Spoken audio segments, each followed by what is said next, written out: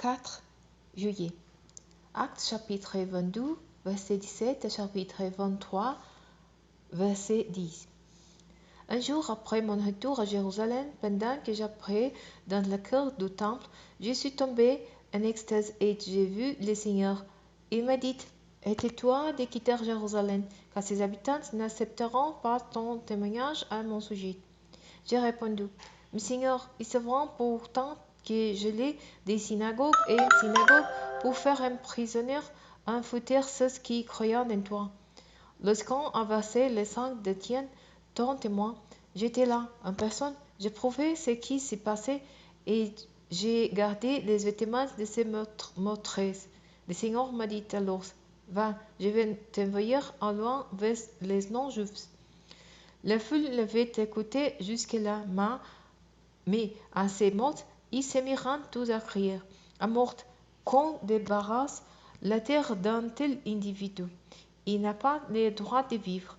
Ils hurlèrent les plus en plus fort, agitant leurs vêtements et jetant de la poussière en l'air. Alors le commandant donna l'ordre de faire entrer Paul dans la citadelle et de se mettre à la torture à coups de feu, afin de savoir pourquoi les Juifs criaient ainsi contre lui.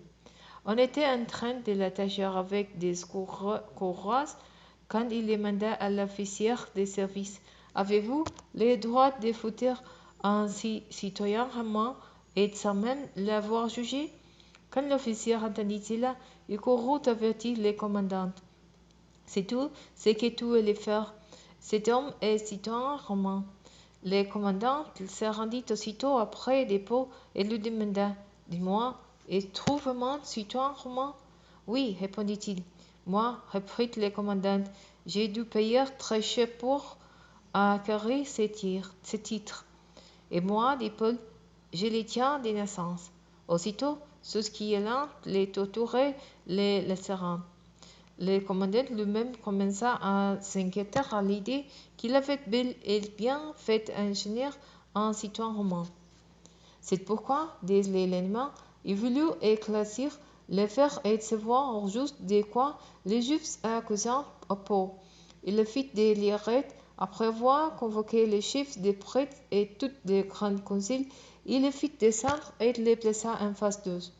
Pour fixer ses regards sur tous les membres du grand concile et déclara, « Mes frères, j'ai vécu devant Dieu jusqu'à ce jour avec une conscience parfaitement pure. » Mais le grand prêtre Ananias ordonna à ceux qui étaient près de Paul de les frapper sur la bouche.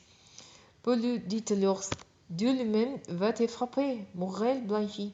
Tu sièges là pour me suggérer selon la loi, et voilà que tu violes la loi en ordonnant de me frapper. » Les assistants s'écrièrent, « Tu osais injurer les grands prêtres de Dieu. » Frères, reprit Paul, j'ignorais que c'était les grands prêtres, car je sais bien qu'il est écrit, « Tu ne sauteras pas les chefs de ton peuple. » Vous savez que le concile était composé pour une part des Sadducéens, pour l'autre des pharisiens, et il s'écria au milieu du concile, « Frère, je suis pharisien et fils des pharisiens. Si je suis mis en accusation, c'est pour notre espérance de la résurrection. » Ces mots provoquèrent une dispute entre pharisiens et sadducéens, et l'assemblée se divisa en 12 camps. Les sadducéens, en effet, déclarant qu'il n'y a pas de résurrection, pas plus que d'anges ou d'esprits, et les pharisiens affirmant le contraire, les tourmenta considérablement. Quelques spécialistes de la loi qui étaient du parti des pharisiens se levèrent pour protester avec énergie en faveur de l'accusé. Vraiment, nous ne pouvons rien à reprocher à cet homme. Après tout, qui sait? Peut-être un esprit ou un ange lui a-t-il parlé? La dispute s'envenimait et le commandant craignit que son prisonnier soit tué par ces gens.